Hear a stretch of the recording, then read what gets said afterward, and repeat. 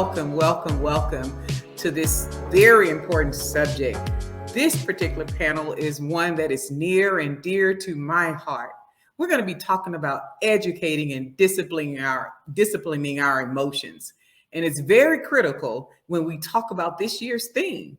When we talk about cultivating the beloved community mindset to transform unjust systems, how can we do that unless we educate and discipline our emotions? So this is going to be a very great conversation. We have some extraordinary panelists here to join us in having this conversation. And we're going to ground this conversation in Dr. King's quotes. And as we talk through this panel, I want you to think about a few quotes from Dr. Martin Luther King Jr. One of the quotes that he said, we must forever conduct our struggle on the high plane of dignity and discipline. I want you to think about that, conducting ourselves on a higher plane. And so getting to that higher plane is going to require us educating and disciplining our emotions. Another quote that I want to ground us in for this particular session is, man must evolve, for all human conflict, a method which rejects, hear this word, rejects revenge, aggression, and retaliation. The foundation of such method is love. And so in order for us to live a life where we're rejecting revenge and aggression and retaliation, how can we do that unless we educate and discipline our emotions? So we're going to jump in. I'm so excited.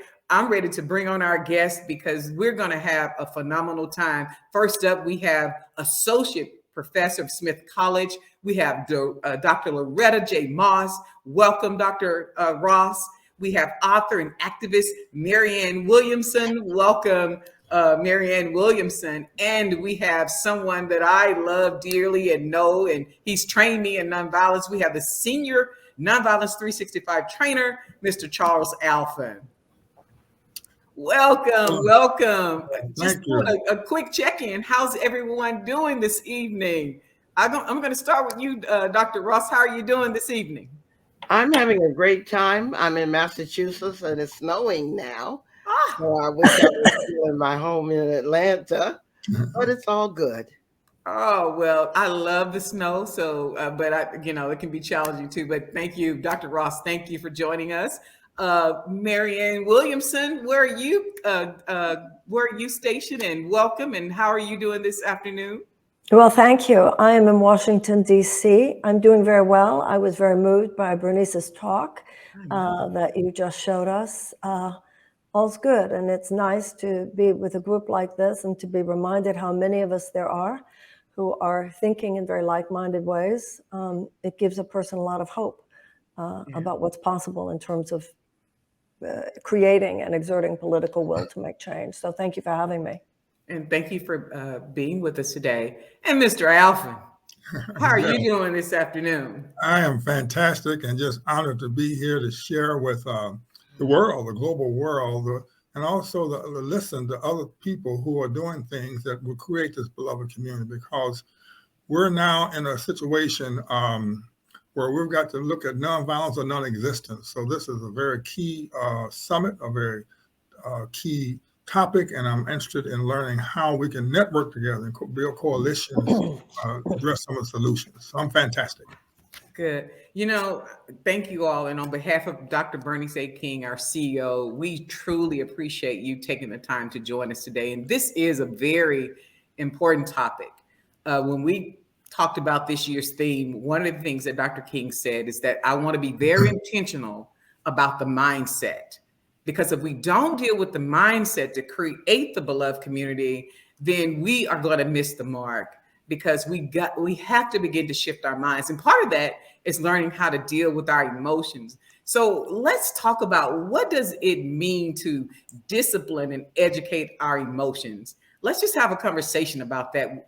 Who wants to jump in first? Kind of share with us from your perspective, what does that really mean to educate, and the operative word, and discipline?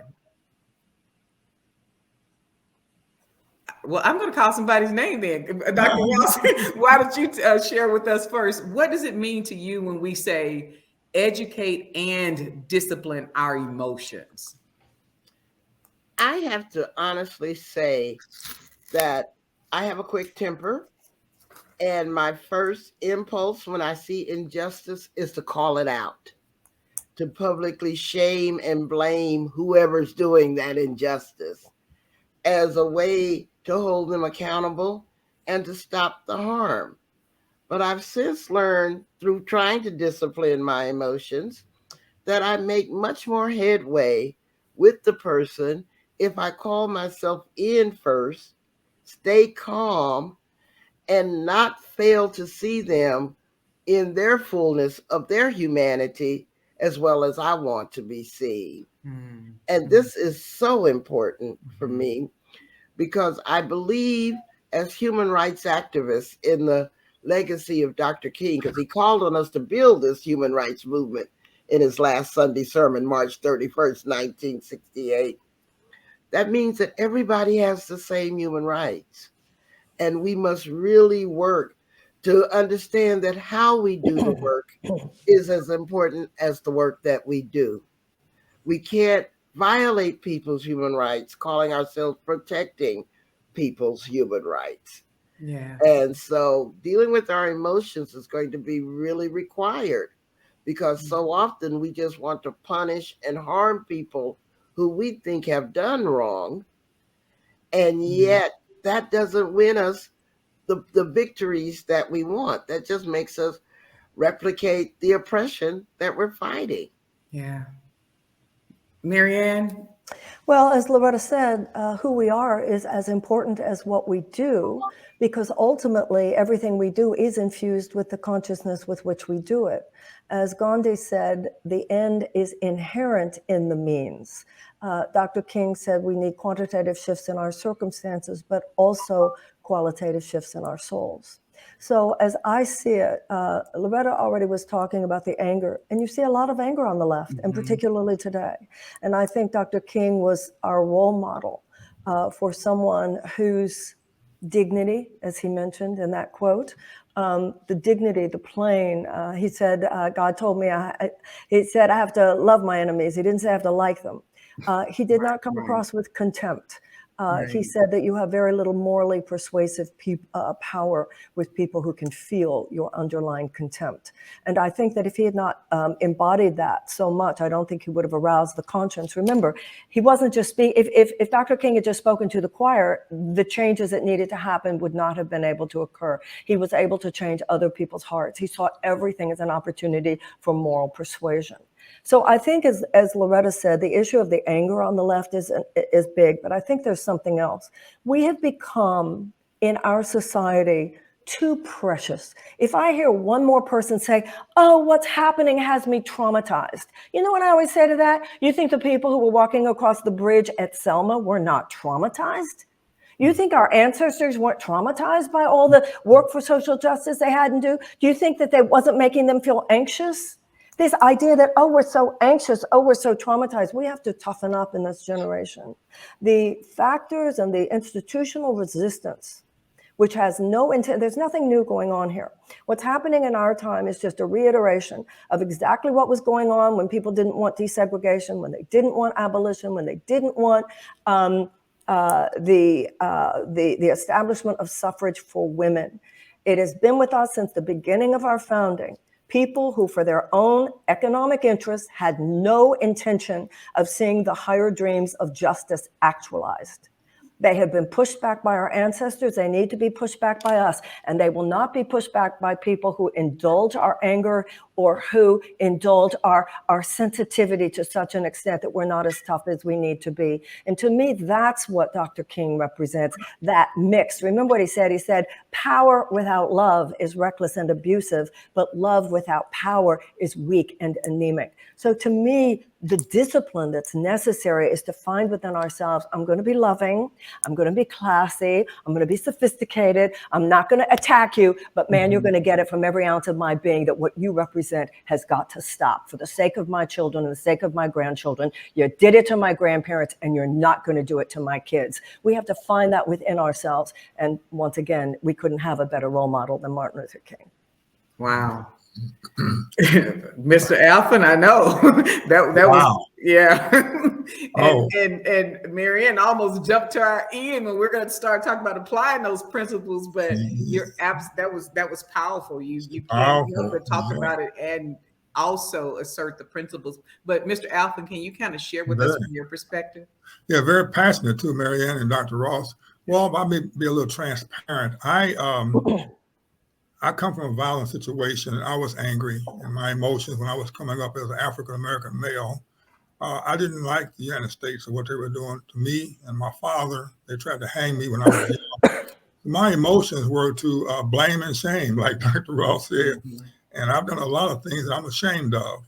But when I begin to understand that you control your emotions and your emotions can get you in trouble, your emotions can be counterproductive, but you need your emotions. And so I've learned through the King Center, the training of Mrs. Coretta Scott King and others, Andy Young and people, that emotions are good, but you have to focus your emotions so they become constructive. And that's what the key is the inner being, what's inside you.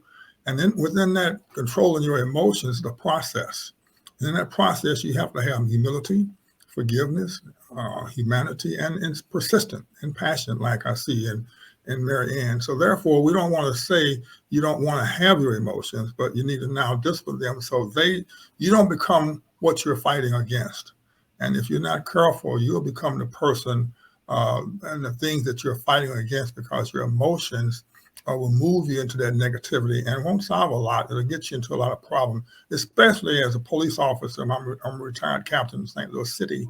You have to really maintain those emotions. Otherwise, you can get in seriously trouble or you can escalate the problem with your emotions.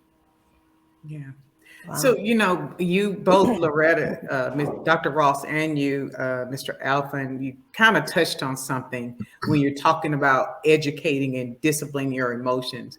We are in a very polarized time in our country, and it gets really hard when you're seeing injustices across this nation and things that are happening.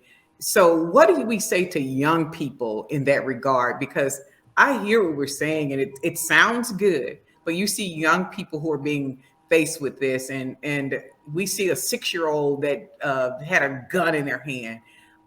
How do we begin to train our young people when we talk about educating? What does that look like for a young person to help them become healthy? And to your point, Mr. Alvin, not ignoring our emotions because they do serve us. So how can we share with them how emotions should serve us well, and then B, explain to them the power in mastering their emotions?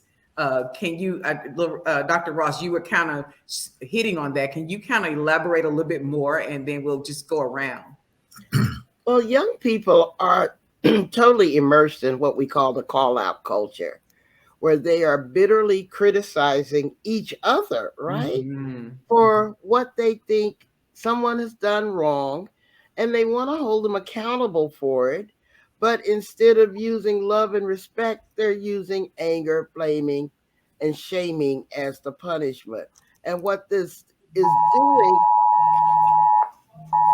I don't know who's having a drill right now, but what this is doing is making people afraid to speak up in Mhm. defense of justice and truth for fear that they don't know the right words, that they don't have the right lingo, that they aren't woke enough to use that phrase that the right user likes to talk about. And so they're self censoring themselves and they feel like they're walking around on verbal eggshells. There's a corollary to this that Marianne was talking about, where they enter the human rights movement thinking that it's going to serve as their personal therapy space Mm. instead of a place where you conduct righteous struggle against injustice. And so that's why I've spent the last 7 years of my life teaching people how to call people in instead of calling people out. Because you can achieve accountability through love and respect. But if somebody feels that you don't respect them, they're not going to listen to anything you've ever got to say to them. And it's a testament to your own integrity when you lead with love and respect. And like Charles said, with forgiveness and grace, all of these things matter. So that's what I'm teaching to young people, because I think calling in is going to be as important to the human rights movement in the 21st century Mm. as nonviolence was to the civil rights movement in the 20th century. It's going to be a testament of our integrity, a testament of our values, and proof that we are capable of building a better world for humanity. And Dr. Ross, if we could just get that to go across the screen, I don't know if we have the technical capabilities to do that right now, but calling people in and not calling people out, that's essential because we're in a cancel culture. And so, and just tag teaming with Dr. Ross, Marianne, can you kind of graduate the conversation and let's talk about that, but also looking at this cancel culture, because to your point, people are calling people out. And to your point earlier, Marianne, people are so sensitive. We get shattered and we can't have conversations without people wanting to be canceled. And it's just an extreme cancel culture. So how do we begin to deal with emotions in such a way that we are not kicking people out the beloved community by canceling them instead of calling them into a higher place? You know, you were talking about disciplining our emotions, and it always impacts me that the word discipline and the word disciple come from the same root. Mm. There is a level of personal discipleship to whatever your image of God as love is. To be a disciple means to demonstrate the love that you feel would heal the world.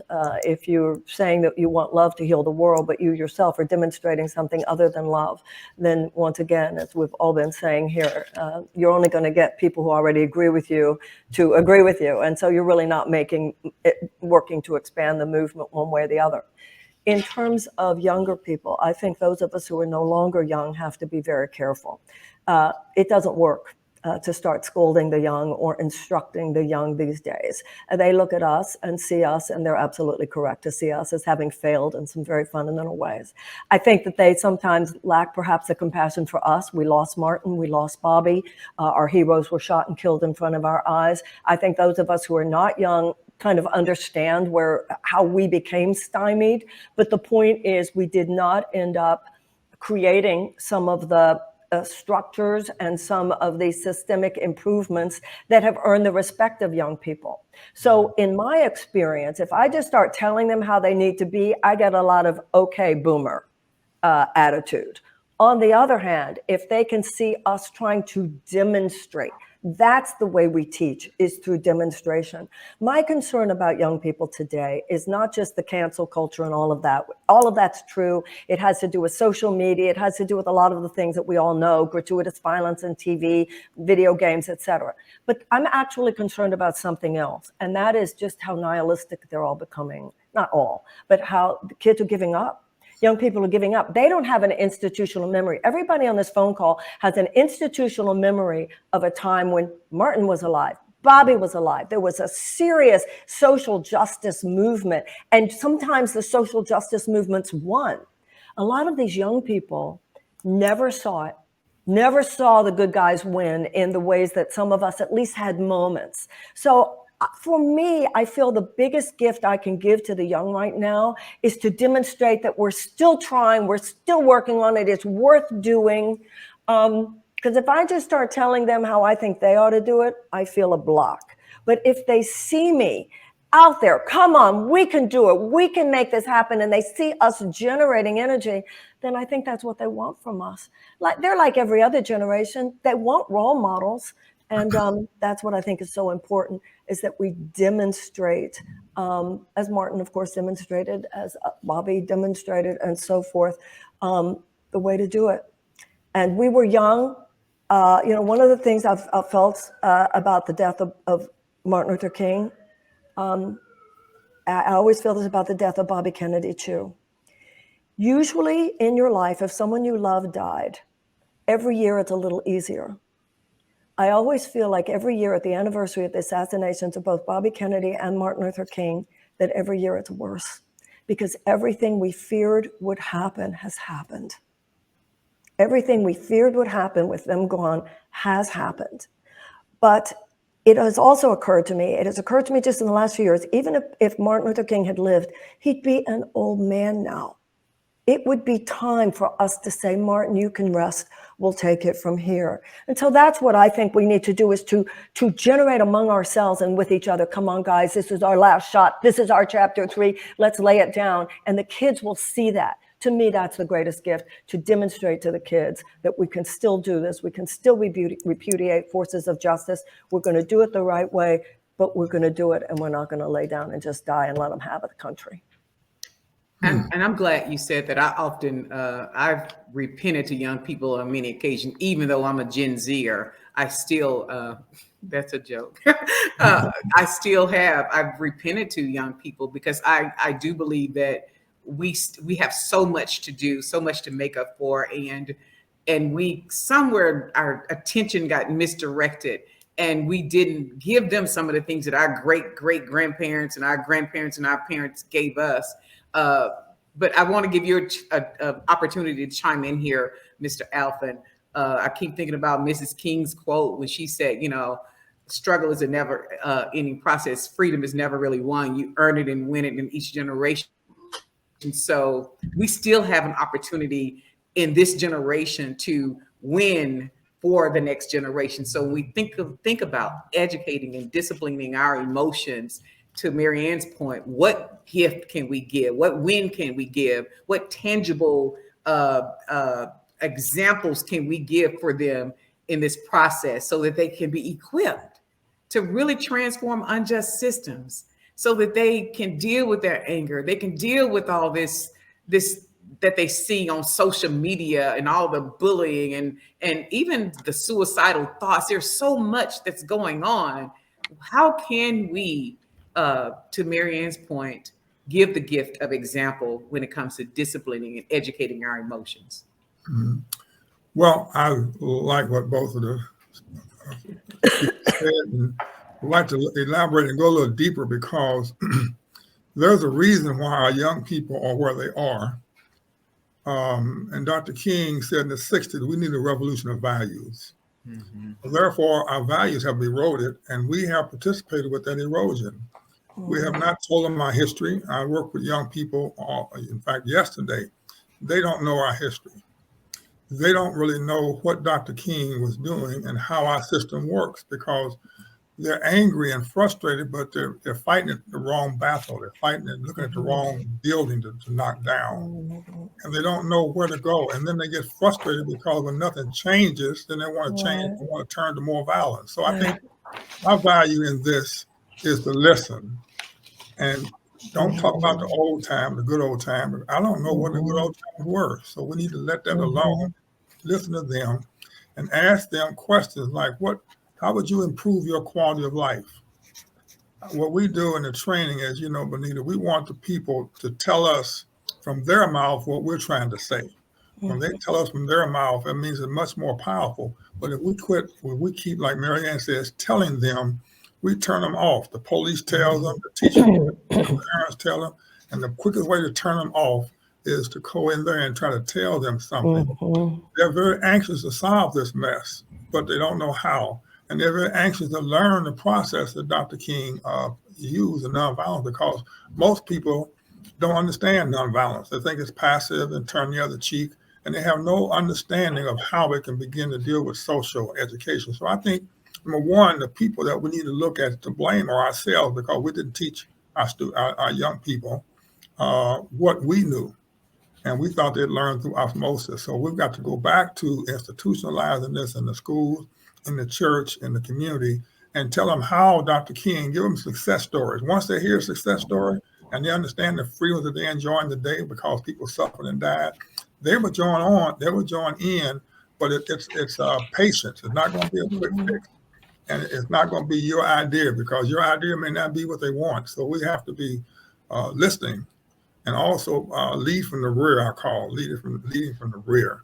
And therefore, these young people are exposed to so much, and they're so ahead of us that we cannot drag our feet and say, we want you to learn and learn history. We got to bring history to 2023 and make it relevant. Thank you so much for that.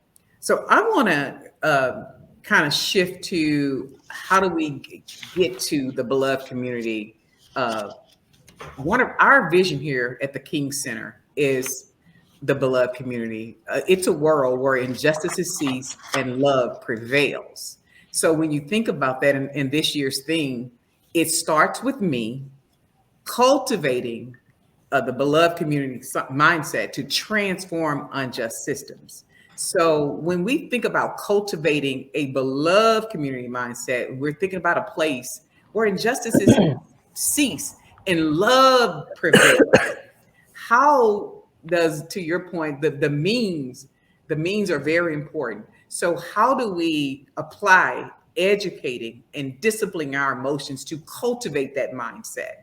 How essential is that, and how do we do that, the practicality behind it? So Mr. Alfin, let's start with you this time. How do we, yeah, we're gonna let you, yeah, when we talk about cultivating a beloved community mindset, how do we apply this topic? First Education. of all, Yeah. I think Dr. King wrote a book, Bernice King. It starts with you. In this process, and I'll talk my personal conversion from violence to understanding Dr. King, I had to get inside me and see what I was about and what my values were and why I was here. What was my purpose being here? And I had to do an analysis of my values. I had to do an analogy of my biases, where they came from, and how I had to do analysis of what could be a successful way of me to achieving all the things that I saw were wrong. So therefore, I think it begins with you, and it's very, very difficult because we don't want to face ourselves. When Michael Jackson says, the man in the mirror, the woman in the mirror, we have to look in the mirror and begin to go and do it internally first. And we have to look at all the things we do in a day's time that are violence with our people we say we love in the workforce, in the community, and give an audit at the end of the day of how do are we expecting humanity, respecting humanity? Are we forgiving? Or are we revengeful? Are we vindictive? All those things you have to get inside you first to understand. How I did it was reading Dr. King and Gandhi. That changed me because now I had a goal. In a conflict, you have to have a goal. So if your goal is to embarrass somebody or to read them out, that's what you're going to do. But if your goal is to help people, because people who think negatively, that some people are not as important as other people, they're sick and they need to be helped. So your process is to help people get healed. That's the beloved community. So therefore, you have to change your whole thinking pattern. And it has to be done every day. You have to read and understand that you have something that's higher than your head. There's something in faith. Dr. King called it faith. But everything can't stop with your top of your head. And it takes you to get ready first before you go out and try to change other people. And then I started in my family first, and then I took it out. So it's a process that you have to have forgiveness. Now I'll end up with Dr. King's forgiveness, was a little bit different from other people's forgiveness. He said that forgiveness is when you have a conflict and you don't let that conflict create barriers in your future relationships. So forgiveness is I'll forgive you, but I won't forget. That's not Dr. King. Dr. King's forgiveness said, I will forgive you and I will not let what happened be a barrier to our future relationship. And that's hard to do. So that's a little bit of getting started. Marianne? Well, what Charles said was true for me as well, reading Gandhi and King. And of course, Gandhi said, we must be the change. Early in my career in speaking about politics, people felt my anger. People felt I was scolding them. That's not the way to change people's hearts. And much as Charles said, I had to see where I have not forgiven. And this is an ongoing process. I have to look at it every day. Dear God, make me gentle where I am harsh. Dear God, make me forgiving where I'm in judgment or blame. I think the left is really big on this kind of like superiority, come across kind of like, I'm superior to you because I have better values than you. But if I feel I'm superior to you, then I'm not practicing that. For me personally, prayer and meditation are everything.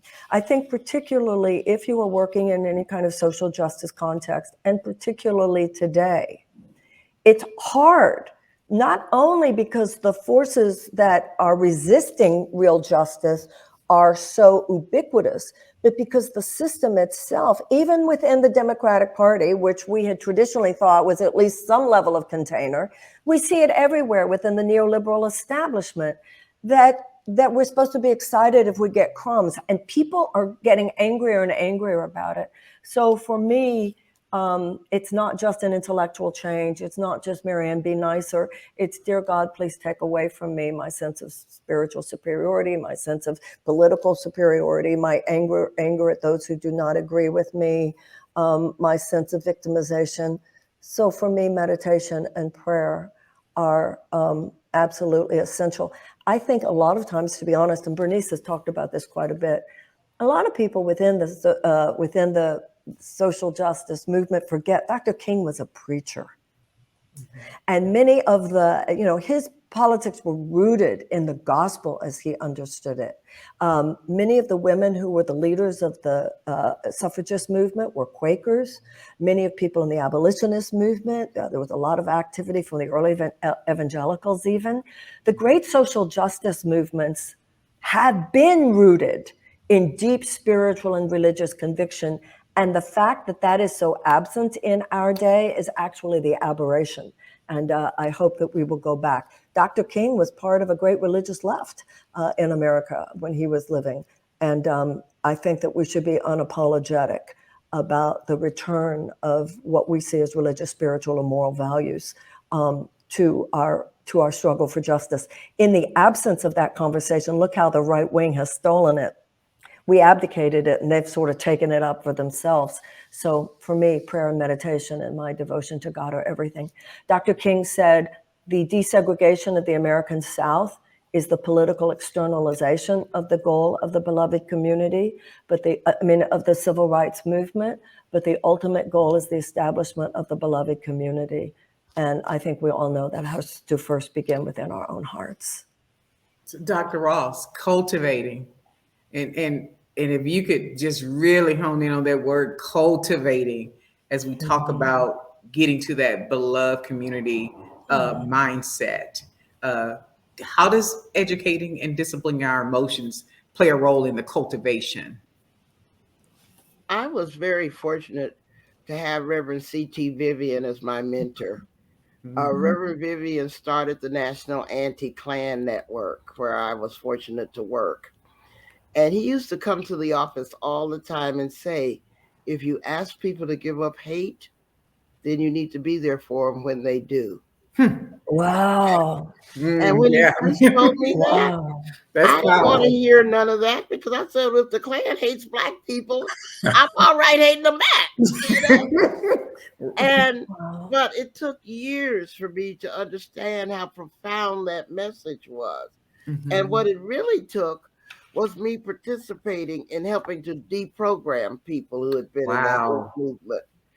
And once I got to see them as human beings, then I couldn't hate them anymore. And it became kind of like my internal joke. Well, if a Black girl can't hate the Klan, who's left?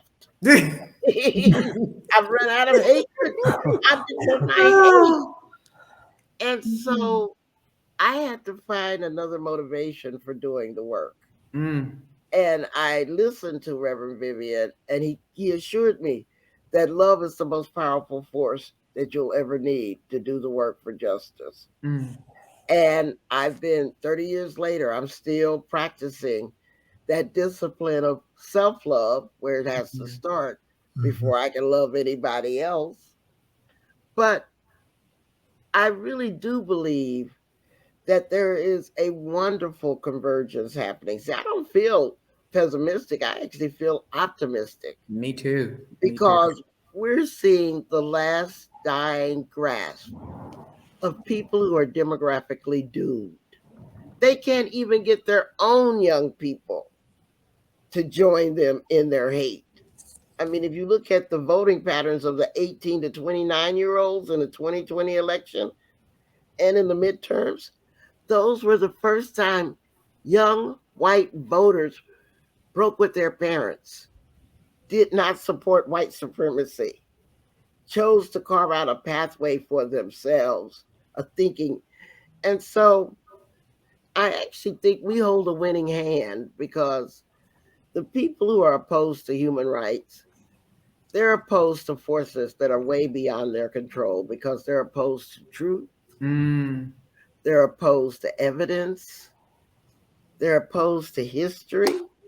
And most of all, they're opposed to time Yeah. because they're trying to roll us back to the 19th century. So those of us who believe in human rights, since we've got truth, evidence, time, and history on our side, we hold a winning hand.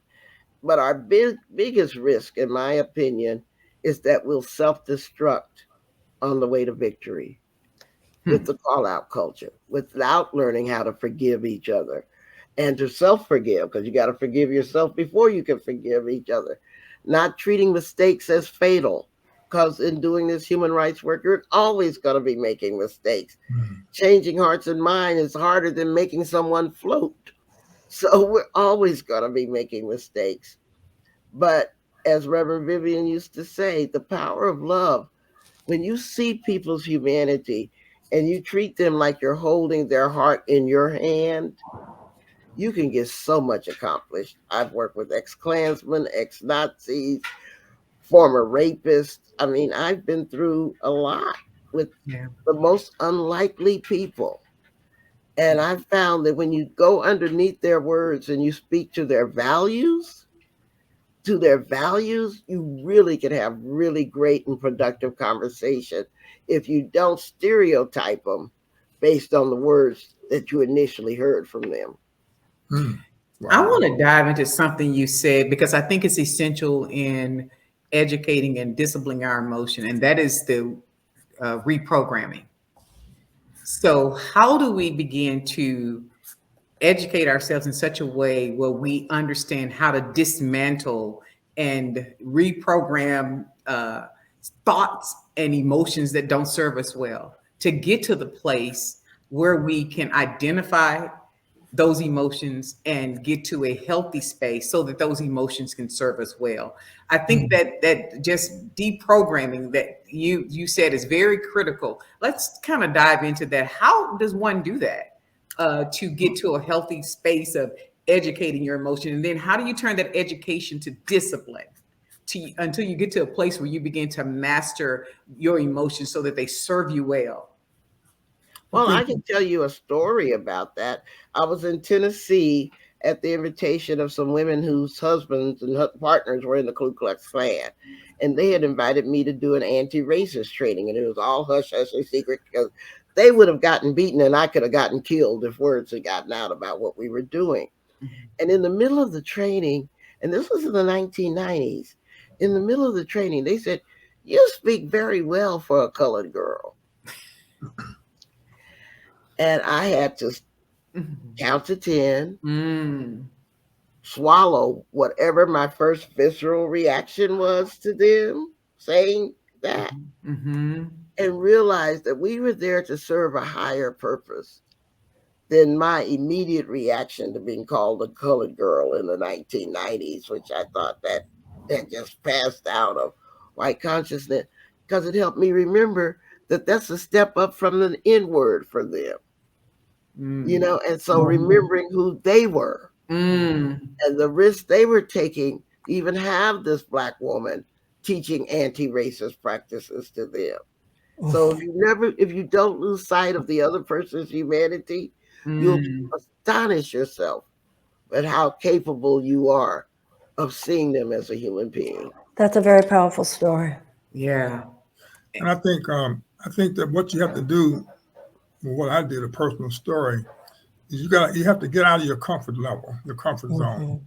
And you have to visit those people who you don't like or who you have opinions of or biases, because you have to speak to them and also see the issue from their eyesight, see how they became what they are, because deep down inside they're human beings. And if you can, Howard Thurman said, if you can just take the classification off the person, that's begin you can see them as a human being. So I think we have to get out of our little silos and begin to talk to people who don't think like us and begin to understand. Dr. King said, if you can't articulate your opponent's position just as well as you can yours and understand how they arrived, you're not ready to solve the problem. You can't try to solve the problem as you see the person or the condition. So therefore, I think the first thing you have to do is be courageous enough to shut down and not only hear, but listen to your opponent's position and begin to have the humility, like Dr. Ross says. When they go down deep down, we're really not changing people and training. We're taking them back to who they are as a human being.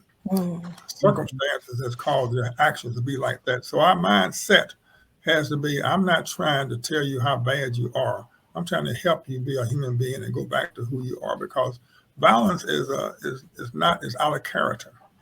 And sometimes I would say that we don't know how to handle it because we can't get back to who we are as a human being. So I think it's all on you. And I would like to say, I think the major part, Bonita, is on you, because you can turn hate to love.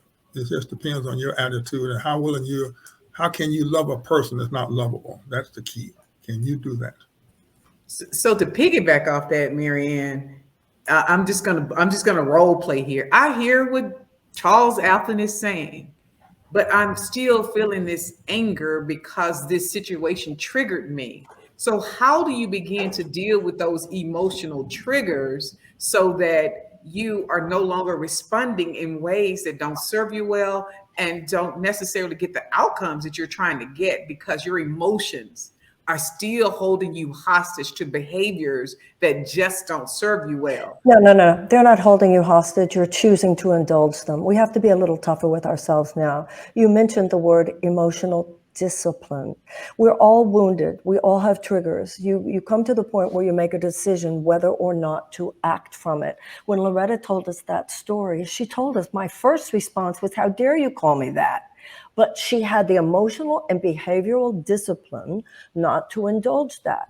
We've talked about the answers here. Charles has talked about reading, Gandhi and King. We've talked about prayer. We've talked about meditation. When you hear stories like Loretta's, oh, that's the way it occurred for some people. I think we have to repudiate this thing that's happened in our culture where we're too precious about our emotions. You think Dr. King never got angry or upset? You think Coretta never got angry or upset? Of course they did, but they did it in the safety of their own most sacred relationships, loving people, and they were disciplined about what they showed as part of the struggle. So I think we also have to include that in our conversation and stop. These days, everything is, oh, how did you feel, you poor baby? I think we need to, in looking at our role models, such as the stories that like Loretta has told about what she went through, Charles, what he went through, and our ancestors, they felt it, they transformed it. At a certain point, you do it by deciding to do it and by not letting yourself off the hook. I think in my life, one of the biggest things for me that I had to come to understand is that I'm responsible for my effect. Mm-hmm. And if I'm going to act a certain way, I can't complain that other people didn't hear me. Mm-hmm. And that, I think, is part of what's going on today. We know what the answers are. The issue is whether or not we will do them. Once again, discipline. Bonita, what helped me? Go ahead. Go ahead. We have 5 minutes, and I do want to make sure we just apply nonviolence in that emotion. I want to shift. What helped me was that I was in the police department. I've been through sensitivity training, multicultural, and all that. It didn't help me. When I heard this in 1981, Ms. Coretta Scott King and C.T. Vivian and Andrew Young, it told me, Dr. King's principle said, if you want to do this, this is how you do it. The principles are the guardrails.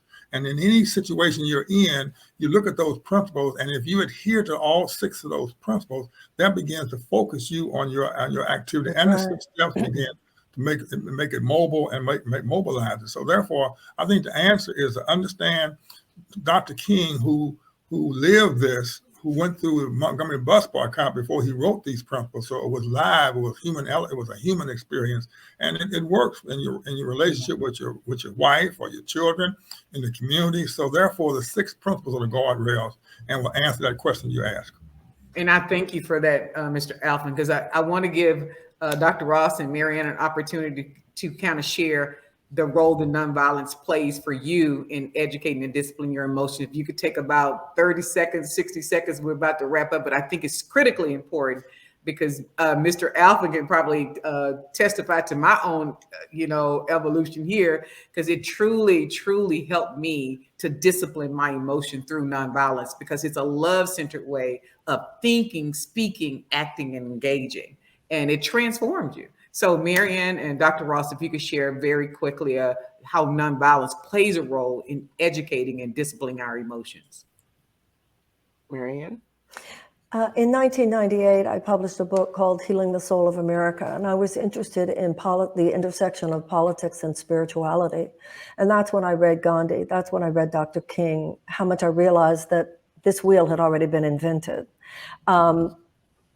These things have been mentioned. There's a book by Dr. King, The Testament of Hope, all his collected speeches. Just open it anywhere. I'm a student of A Course in Miracles, whatever one's spiritual path is. You find your discipline and you practice it. And on any given day, I, like anyone else, am tempted, whether it's getting snarky, getting whatever, getting annoyed, whatever. And I think at this point, we should be saying less to one another, oh, poor baby, how'd you feel today? And more, developing the habit to say, what great thing are you trying to do today to make the world a better place, and how can I help you? And when we start just changing and leaning into those changes in behavior, as we change our behavior, our feelings begin to change. Dr. Ross. For me, it has been a constant struggle to remind myself on a daily basis that I'm always more than what happened to me. And I refuse to let the hate violence I've experienced, the sexual violence I've experienced, the racial violence I've experienced determine the content of my character. And I had to learn that as a child, and I practice it every day. And somebody more famous than me said, your reputation is what other people think that they know about you, but your integrity is what you know about yourself. And so I give a lot of intentionality to my integrity so that I don't get defined by what happened to me. I define myself by the amount of love I can offer to people. I'd like to say one little thing adjunct to that as well. I've learned what to ignore. You don't have to take in what everybody says about you. You don't have to read everything on Twitter. You know, you learn that there's some real poison out there. There's some real toxicity out there. Some of it will be directed at you. You learn that it's okay to ignore certain things. And to me, that's part of the discipline.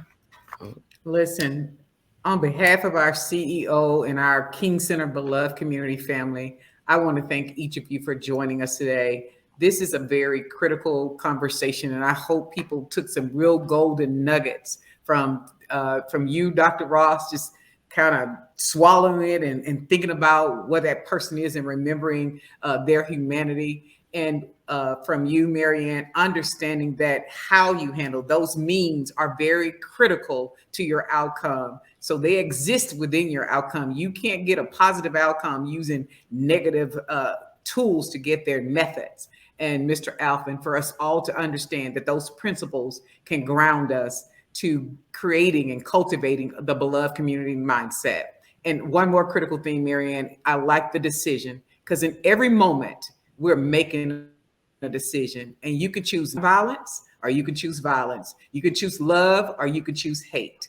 You can choose to live on the higher plane of justice. So thank you all for your time and your commitment to moving humanity forward. We send so much love your way. Have an awesome day. Thank you so much.